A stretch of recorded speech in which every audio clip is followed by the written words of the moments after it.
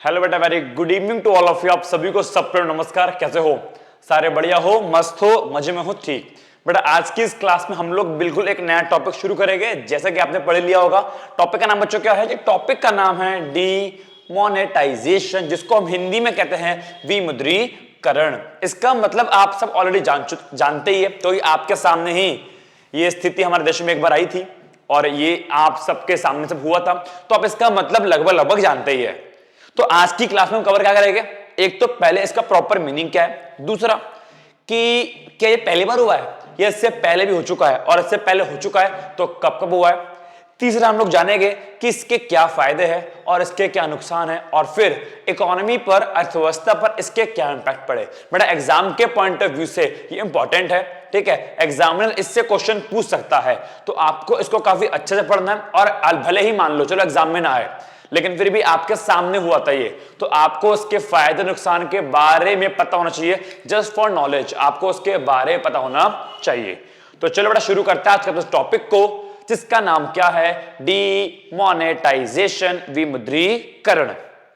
चलो भाई, इसका मतलब क्या है? आओ पहले इसके मीनिंग को जानते हैं कि what do you mean by demonetisation. विमुद्रीकरण से हम समझते क्या है, या फिर आप इससे समझते क्या है कि what do you mean by demonetisation? पहले सुनो, नॉर्मल मीनिंग, सिंपल सा मीनिंग ये है कि जब सरकार जो नोट हमारे देश में चलते आ रहे हैं, जब सरकार कुछ नोटों को बैन कर दे कि अब से ये नोट आगे नहीं चल पाएंगे, जब सरकार कुछ नोटों को बैन कर देती है कि आज से या अब से ये नोट आगे आपके यूज नहीं हो पाएंगे, ये नोट आपके लिए एक कूड़े की तरह रहेंगे। यू नो व्हाट, क्या कूड़ा? इट मींस इन नोट की कोई वैल्यू नहीं होगी, ये सिंपल पेपर हो गए, तो इट मींस उस नोट की वैल्यू नहीं बची। तो उस केस को हम क्या बोलेंगे? डीमोनेटाइजेशन। लेकिन आप एग्जाम में ये लिख के आओगे कि नोट चलना बंद हो गए, नोट की वैल्यू खत्म हो गई, नोट कूड़ा बन गए, नहीं, ये लिख के नहीं आना। इसका प्रॉपर मीनिंग है, अगर आपको याद हो तो बच्चों, एक वर्ड आपको मैंने पढ़ा रखा है, समझा रखा है अपने मनी और बैंक वाले वीडियो में, लीगल टेंडर मनी। जानते हो लीगल टेंडर मनी, विधिग्राम मुद्रा। लीगल टेंडर मनी बच्चों वो होता है जो लीगली हर किसी को एक्सेप्ट करना पड़ता है, जिसको गवर्नमेंट इशू करती है, जिसको सरकार छापती है, और लीगली हर किसी को वो एक्सेप्ट करना पड़ेगा, उसको बोलते हैं legal tender money. For example, जितने भी कॉइन्स है गवर्नमेंट के द्वारा बनाए गए, जितने भी नोट है सरकार के द्वारा बनाए गए, उन सभी नोट को, उन सभी कॉइन को बच्चों क्या बोलते हैं? Legal tender money. Legal tender money, विधिग्राम मुद्रा। इट मींस वो मनी जो गवर्नमेंट के ऑर्डर से इशू हुए, सरकार ने उसको छापा, और लीगली कानूनी तौर से हर कोई बाउंड है, हर कोई बाधित है उसको एक्सेप्ट करने में। अगर कोई व्यक्ति उसको एक्सेप्ट करने से रिफ्यूज करता है कि नहीं मैं सरकार के नोट को नहीं लूंगा, तो यू नो उस व्यक्ति के खिलाफ कानूनी कार्यवाही भी की जा सकती है। अगर मैं आज आपको 2000 का नोट दूं और आप बोलो नहीं मैं 2000 के नोट को रिफ्यूज करता हूं, मैं सरकार के इस नोट का अनादर करता हूं, मैं इसको एक्सेप्ट नहीं करूंगा, तो मैं आपके खिलाफ जो है पुलिस स्टेशन में जाकर केस कर सकता हूं कि ये सरकार के द्वारा छापे गए नोट को जो है रिफ्यूज कर रहा है। तो लीगल टेंडर मनी बच्चों वो होता है जो नोट को सरकार छापती है, अपने ऑर्डर से इशू करती है, और हर किसी को लीगली उसको एक्सेप्ट करना पड़ता है। लेकिन एक समय ऐसा था, 8 नवंबर 2016 की बात है, 8 नवंबर 2016 को पीएम मोदी ने डिक्लेयर किया कि हमारे देश में ये जो आपके 500 और 1000 के नोट, अगर आप देख सकते हो तो ये नोट पुराने वाले, ये नए नोट नहीं है। एक टाइम ऐसा भी था कि ये वाले नोट इंडिया में चला करते थे। तो पीएम मोदी ने अनाउंस करा, क्या अनाउंस करा? कि हमारे देश में जो 500 और 1000 के नोट है, ये आज रात्रि 12 बजे से लीगल टेंडर नहीं रहेंगे। एक वर्ड यूज किया, लीगल टेंडर मनी नहीं रहेंगे। ये लीगल टेंडर मनी क्या होता है? लीगल टेंडर मनी का मतलब ये हो गया कि अब इन नोटों का लीगल स्टेटस नहीं है, अब कोई इसको एक्सेप्ट करने के लिए बाउंड नहीं है। अब सरकार ने मना कर दिया कि आप इनको एक्सेप्ट मत करना, अब ये नोट बेकार हो चुके हैं।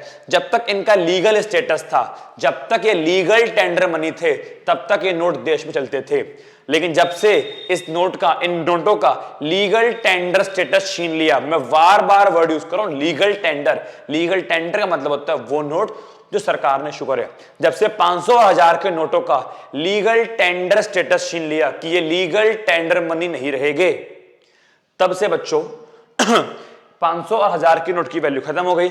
इनको अब कोई भी एक्सेप्ट, इन पुराने नोटों को अब कोई भी एक्सेप्ट नहीं करता। अब ये सिर्फ पेपर है, ये सिर्फ एक प्रकार का कूड़ा है। मैं काम करता हूं, मैं आपको पहले एक वीडियो क्लिप शो करता हूं जिसमें नरेंद्र मोदी जी ने डीमोनेटाइजेशन को अनाउंस किया था। ठीक है, 1 मिनट रुको, मैं आपको जो है एक वीडियो क्लिप को शो करता हूं।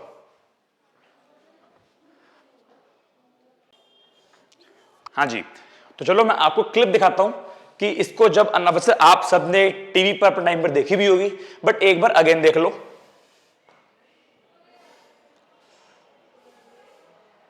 ये लीजिए। भ्रष्टाचार और काले धन रूपी दिमक से मुक्त कराने के लिए एक और सख्त कदम उठाना जरूरी हो गया है। आज मध्यरात्रि यानी 8 नवंबर 2016 की रात्रि को 12 बजे से वर्तमान में जारी 500 रुपए और 1000 रुपए के करेंसी नोट लीगल टेंडर नहीं रहेंगे। आपने वर्ड सुना, इन्होंने बोला लीगल टेंडर नहीं रहेंगे। 500 रुपए सुनो, और 1000 रुपए के करेंसी नोट लीगल टेंडर नहीं रहेंगे। अपनी ये मुद्राएं कानूनन अमान्य होगी। कानूनन अमान्य होगी। 500, इसका सिंपल सा मतलब ये हो गया कि अब ये 500 और 1000 के नोट नहीं चलेंगे, इनकी वैल्यूज खत्म हो चुकी है। बताओ, इतनी बात आपको समझ में आई कि लीगल टेंडर मनी नहीं रहेंगे। ये कौन बोले? मोदी जी की स्पीच है रात को 8 बजे की। कब? 8 नवंबर 2016 की। ठीक, चलिए, तो ये अब आई थिंक आपको समझ में आ रहा होगा कि डीमोनेटाइजेशन होता क्या है। ठीक है, चलो मैं आपको जो है इसका पहले प्रॉपर मीनिंग पढ़वाता हूं। मीनिंग क्या लिखा है देखो भाई, यहां पे लिखा है demonetisation is defined as an economic policy. ये एक इकोनॉमिक पॉलिसी है, ये एक इकोनॉमिक प्रोसेस है थ्रू विच, जिसके माध्यम से सेंट्रल गवर्नमेंट, केंद्रीय सरकार, क्या लिखा बच्चों? सेंट्रल गवर्नमेंट, केंद्रीय सरकार, इट मींस किसी स्टेट गवर्नमेंट को, राज्य सरकार को इजाजत नहीं है डीमोनेटाइजेशन लागू करने की। तो central government cancels the legal tender status of A currency unit in the circulation. की सर्कुलेशन मींस कि जो नोट सर्कुलेट हो रहे हैं, जो नोट चल रहे हैं, तो केंद्र सरकार अपनी इच्छा अनुसार उनका लीगल टेंडर स्टेटस, उनका लीगल टेंडर स्टेटस कैंसल कर सकती है। इट मींस वो नोट कानूनी रूप से अमान्य हो जाएंगे, उनकी वैल्यूज नहीं रहेगी। After demonetisation the currency unit can not be used as money. फिर आप उस करेंसी को मनी के रूप में यूज नहीं कर सकते। बताओ, डीमोनेटाइजेशन, विमुद्रीकरण का अर्थ क्या होता है, मीनिंग क्या होता है? आपको क्लियर है? हाँ जी भैया, क्लियर है। अब सुनो बेटा, ऐसा नहीं है कि 8 नवंबर 2016 को पहली बार इंडिया में विमुद्रीकरण लॉन्च किया गया था। नहीं, इससे पहले भी कई बार इंडिया में डीमोनेटाइजेशन हो चुका है। जैसे कि 12 जनवरी 1946, 12 जनवरी 1946 को भी हमारे देश में विमुद्रीकरण हो चुका है। बोल रहा है 1946 में द करेंसी नोट ऑफ 1000, उस टाइम पे 1000 और 10,000 के नोट देख सकते हो। उस टाइम पर 10,000 का नोट भी था, तो 1000 और 10,000 के note were remove from circulation. उनको जो है सर्कुलेशन से, इट मीन जो नोट चल रहे थे उनको निकाल लिया कि अब 1000 और 10,000 के नोट नहीं चलेंगे।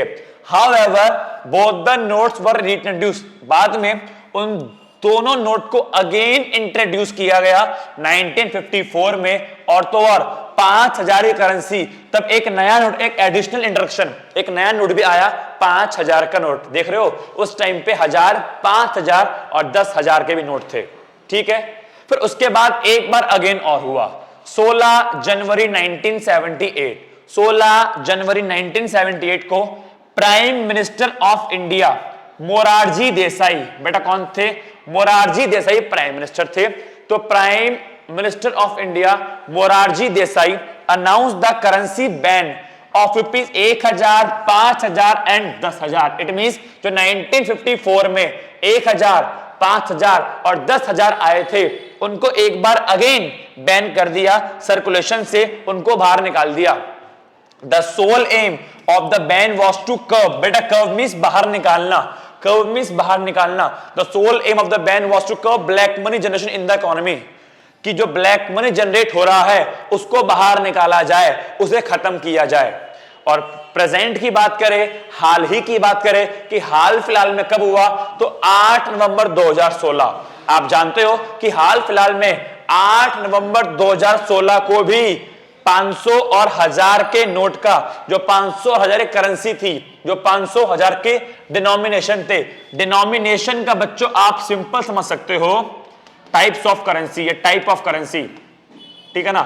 जो करेंसी का प्रकार था 500 वाली करेंसी और 1000 वाली करेंसी, नोट्स वर डीमोनेटाइज, इनको बंद कर दिया गया और इनके स्थान पर 500 और 2000 के नए नोट को इंट्रोड्यूस किया गया। कुछ समय बाद 500 और 2000 के नए नोट को इंट्रोड्यूस किया गया। The aim of this ban also was to curb black money, इसका भी पर्पस क्या था कि ब्लैक मनी को, काले धन को खत्म किया जाए, उसको वापस निकाला जाए। तो ऐसा नहीं है कि इंडिया में फर्स्ट टाइम हुआ था, इंडिया में इससे पहले भी डीमोनेटाइजेशन हो चुका है। लेकिन याद रखना, आपको पहले वाले पास्ट की डेट याद रखने की नीड नहीं है। एग्जाम में आपसे पास्ट का कुछ भी नहीं पूछने वाला, बस पूछेगा प्रेजेंट में कब हुआ, ठीक है। तो देखो क्या लिखा है, करंट या लेटेस्ट डीमोनेटाइजेशन, कि करंट में, हाल ही में विमुद्रीकरण कब हुआ। तो सुनो, डिक्लेयर कब हुआ था, डिक्लेयर हुआ था 8 नवंबर 2016 को। डिक्लेयर कब हुआ था, 8 नवंबर 2016 को रात को 8 बजे।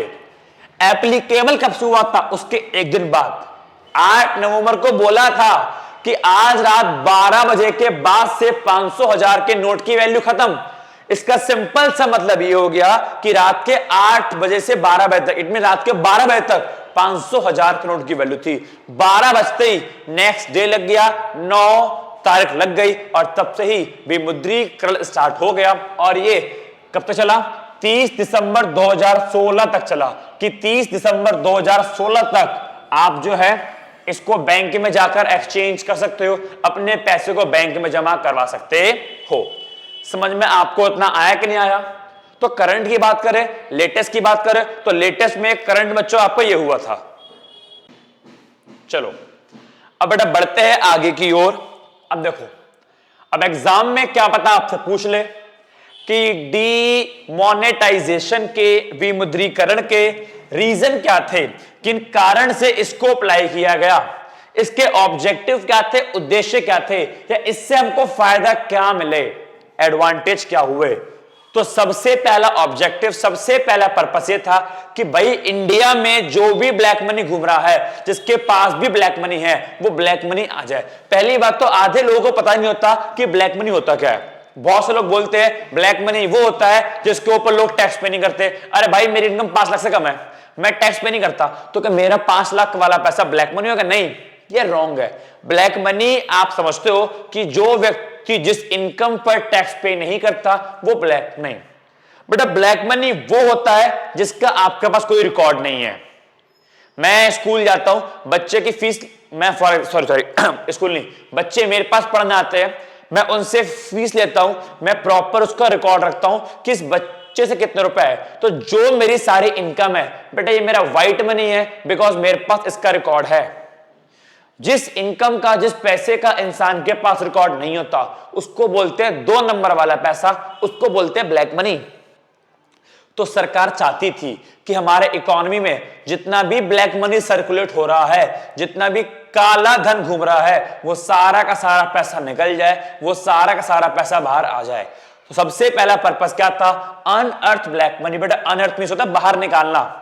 अनर्थ नहीं है हिंदी वाला, अरे हिंदी वाला अनर्थ नहीं है ये कि अनर्थ हो गया।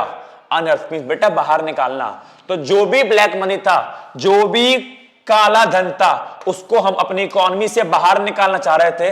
तो उसके लिए हमको एक स्टेप उठाना पड़ा सरकार को, जिसका नाम क्या था, डीमोनेटाइजेशन। तो क्या लिखा है, the main motive behind the demonetisation is unearth the black money.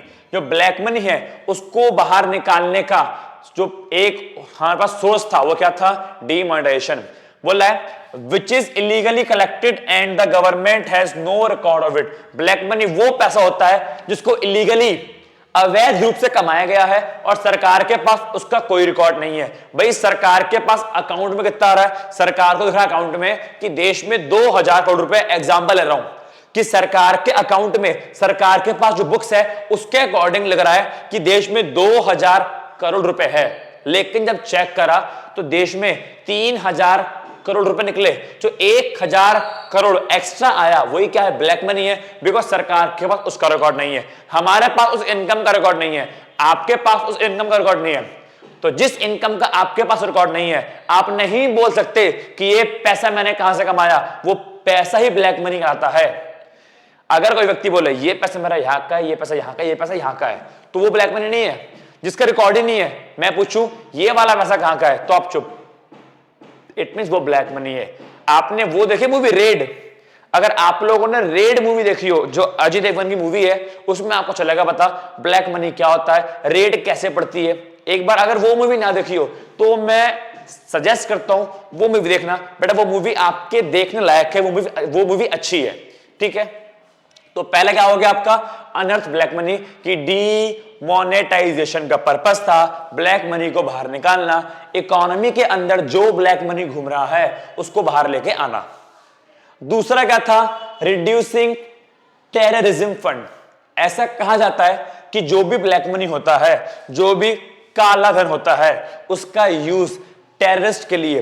अभी बताओ, टेररिस्ट के पास, आतंकवादियों के पास पैसा कहां से आता है, वो जॉब करते हैं क्या, भाई वो कहां जॉब करेगा, भाई वो आतंकवादी है, उसे कौन जॉब पे रखेगा, वो कहां जॉब करेंगे, वो तो छुपे छुपे घूमते हैं, तो उनके पास पैसा आता कहां से है। तो ऐसा कहा जाता है कि जो भी ब्लैक मनी होता है, उस ब्लैक मनी के पैसे को हम आतंकवादी संगठन को देते हैं, आतंकवादी संगठन उस ब्लैक मनी के पैसे से आतंकवाद को बढ़ाता है। तो टेररिज्म फंडिंग रुक गई।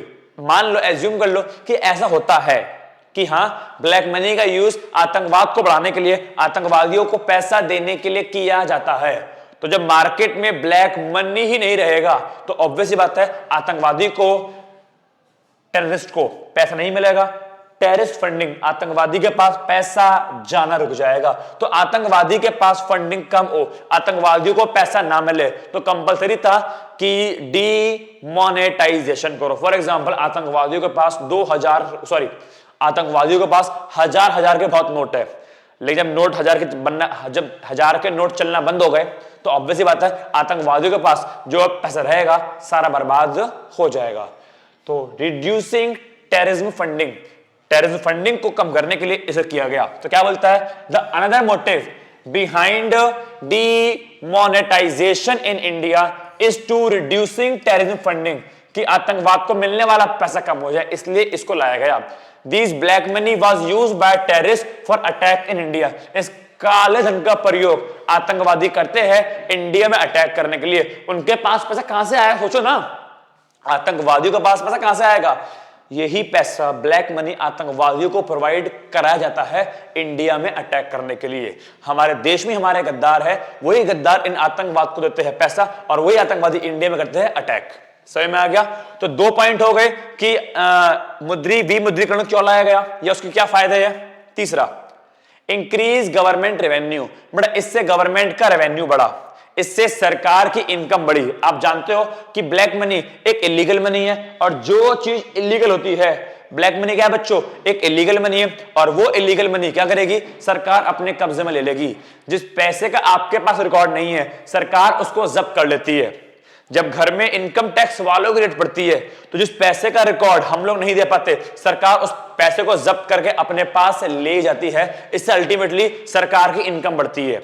तो ब्लैक मनी देश में निकला, देश से बेटा बहुत सारा ब्लैक मनी निकल के सामने आया, और जो भी सारा ब्लैक मनी निकल कर सामने आया वो सारा का सारा पैसा गवर्नमेंट के रेवेन्यू के रूप में, सरकार की इनकम के रूप में बढ़ के आया। बहुत से लोग ऐसे भी थे जो टैक्स को चुराते थे, जो अपने पैसे को बचाते थे, जो टैक्स को बचाते थे, जो टैक्स को चुराते थे। वो लोग अपने आप सामने आए कि हमारे पास इतना पैसा पड़ा है, हमने इस पर टैक्स नहीं दिया, तो अल्टीमेटली सरकार की टैक्सेबल इनकम बढ़ गई, सरकार का टैक्स वाला पैसा बढ़ गया, सरकार का रेवेन्यू बढ़ गया। बहुत सारे लोगों ने अपनी इनकम अपने आप डिस्क्लोज कर दी, अपनी इनकम का खुलासा अपने आप कर दिया कि मेरे पास इतना पैसा है, मेरे पास इतना पैसा है, मेरे पास इतना पैसा है। सरकार ने वो सब पैसा ले लिया, सरकार ने उन सब पैसों पर टैक्स लगा लिया, ठीक है, और इससे क्या हुआ, सरकार की इनकम बढ़ गई। तो बोल रहा है black money is a illegal money. सब जानते हैं कि ब्लैक मनी एक इलीगल मनी है। तो होता क्या है, इट इज फोरफीटेड बाय गवर्नमेंट, सरकार इसको अपने पास जब्त कर लेती है।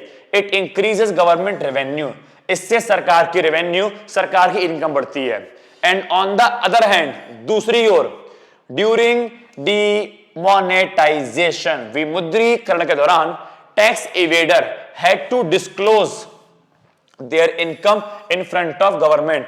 टैक्स इवेडर को, जो टैक्स चोरी करते हैं, उनको भी अपनी इनकम को सरकार के सामने डिस्क्लोज करना पड़ा, उनको भी अपनी इनकम का खुलासा करना पड़ा, और फिर जो भी इनकम सामने आई उस पर उन लोगों को टैक्स पे करना पड़ा, और सरकार को टैक्स मिला, सरकार का रेवेन्यू बढ़ा, सरकार की इनकम बढ़ी।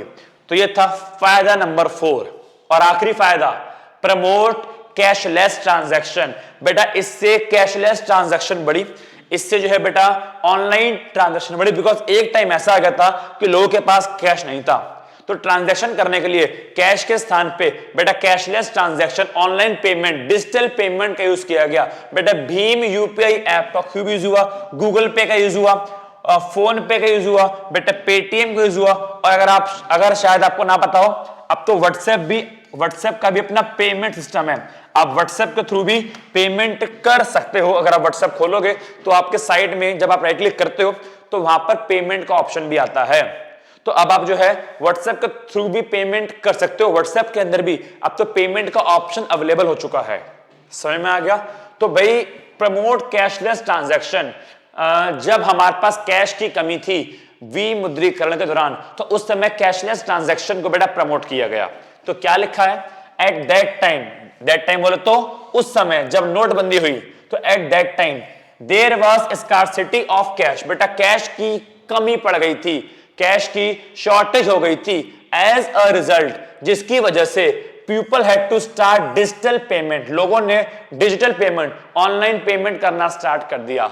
लाइक दे यूज, जैसे कि उन्होंने यूज करा क्या, पेटीएम यूज करा, फोन पे यूज करा, ऑनलाइन ट्रांजैक्शन का यूज करा, गूगल पे यूज करा, भीम यूपीआई यूज करा, इन सब का यूज करा अपनी ट्रांजैक्शंस करने के लिए। तो बताओ इतनी बात आपको समझ में आई कि नहीं आई?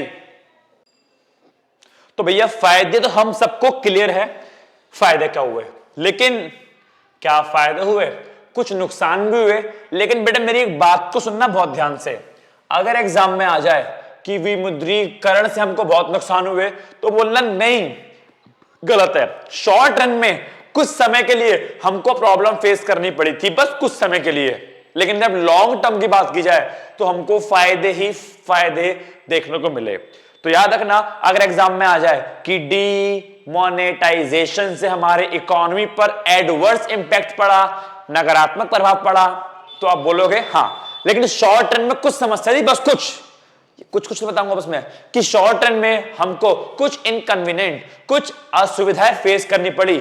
लेकिन हम ये नहीं बोल सकते कि विमुद्रीकरण नुकसान है। लॉन्ग टर्म में देखा जाए तो उसके हमको बहुत सारे फायदे मिले। फायदे क्या थे? ऊपर हम लोगों ने 4 फायदे पढ़ लिए। अब नुकसान क्या हुए छोटे मोटे, तो आओ देखते हैं कि वो विमुद्रीकरण से हमको छोटे मोटे नुकसान क्या हुए।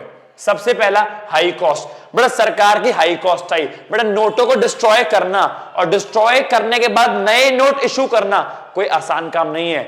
नोट को डिस्ट्रॉय करने में कॉस्ट आई, डिस्ट्रॉय करने के बाद नए नोट की प्रिंटिंग में कॉस्ट आई, नए नोट की प्रिंटिंग में काफी ज्यादा कॉस्ट आई। उसका पेपर ही अलग प्रकार का होता है, उसकी इंक ही अलग प्रकार की होती है, पूरी अलग अलग प्रकार की मशीन आएगी, पूरी डाई छापने की बच्चों होती है डाई, पूरी नई डाई बनेगी। तो अल्टीमेटली मैं कहना चाहूंगा हाई कॉस्ट। नए नोट को छापना आसान काम नहीं है, उसको छापने की काफी ज्यादा हाई कॉस्ट आई। डिजाइनिंग की, जो नोट डिजाइन होते हैं, डिजाइनिंग की कॉस्ट आई, उसको छापने की कॉस्ट आई।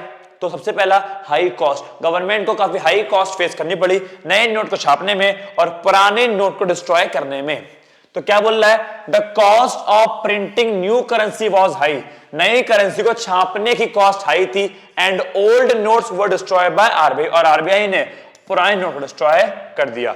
नुकसान नंबर 1, खैर इतना बड़ा नुकसान है नहीं, ये नुकसान केवल शॉर्ट रन का है ना, कि कॉस्ट कब आई होगी हाई, ये बताओ ना, ये थोड़ी कि ऑल टाइम हाई कॉस्ट रही होगी, उस समय के लिए कॉस्ट हाई रही, तो इसलिए बोल रहा हूं तो नुकसान है, ये नुकसान आपके शॉर्ट रन का है, कुछ समय ये नुकसान फेस करा, उसके बाद थोड़ी फेस किया होगा।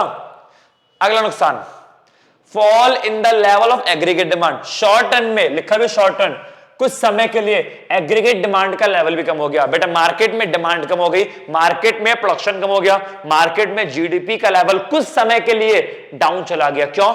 बिकॉज लोगों के पास कैश ही नहीं है। जब लोगों के पास कैश ही नहीं होगा तो वो सामान कैसे परचेस करेंगे? भाई सामान परचेस करने के लिए जेब में कैश का होना कंपलसरी है, तो कैश नहीं था, जिसकी वजह से मार्केट में एग्रीगेट डिमांड का बच्चों मतलब होता है demand of whole country. Aggregate demand का मतलब क्या होता है? Demand of whole country.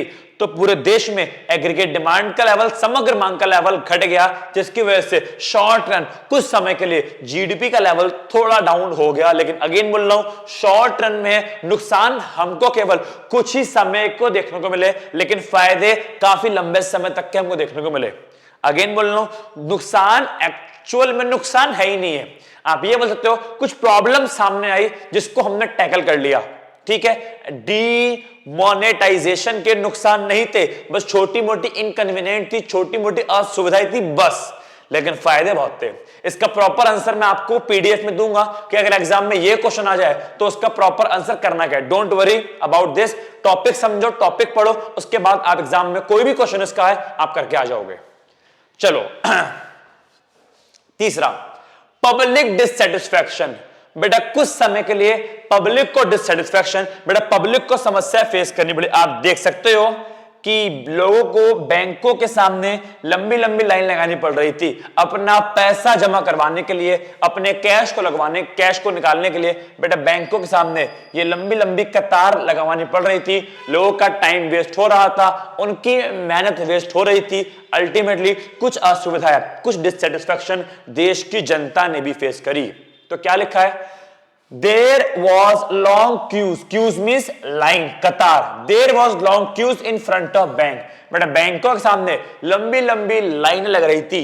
Working days of people wasted in bank। लोगों के जो काम करने वाले दिन थे, जो दिन वो जॉब पे जाता था, वो जॉब पे ना जाकर बैंकों के सामने लंबी लंबी लाइन लगा रहा था, उसकी सैलरी कट रही थी। There was wastage of time, efficiency and productivity। समय की वेस्टेज थी, एफिशिएंसी की वेस्टेज थी और प्रोडक्टिविटी की वेस्टेज थी। इस दौरान वो कुछ काम कर लेता लेकिन कुछ नहीं कर पा रहा था। तो थर्ड पॉइंट ये हो गया। और फोर्थ पॉइंट, रूरल प्रॉब्लम। बेटा ग्रामीण क्षेत्र में भी बहुत समस्या फेस करनी पड़ी, बिकॉज आप जानते हो कि ग्रामीण क्षेत्रों में बैंकों की कमी है, गांव में बेटा बैंक कम है। आप देख सकते हो कि एक ही बैंक के पूरे गांव में स्टेट बैंक ऑफ इंडिया, और कितनी लंबी लंबी लाइन लगी है। तो गांव वाले लोगों को ज्यादा समस्या फेस करनी पड़ी, बिकॉज गांव में बैंकों की कमी थी। एक ही एक बैंक हुआ करता था, जिसके लिए उसी बैंक के सामने पूरा गांव खड़ा हुआ करता था। तो rural areas was much affected by demonetisation because there was no that much bank, because वहां पे इतने अधिक बैंक नहीं थे। तो यहां पर मैंने पढ़ाया डीमोनेटाइजेशन का मतलब क्या है, इंडिया में यह कब कब आ चुका है, इसके रीजन क्या थे, ऑब्जेक्टिव क्या थे, फायदे क्या थे और उसके नुकसान क्या थे।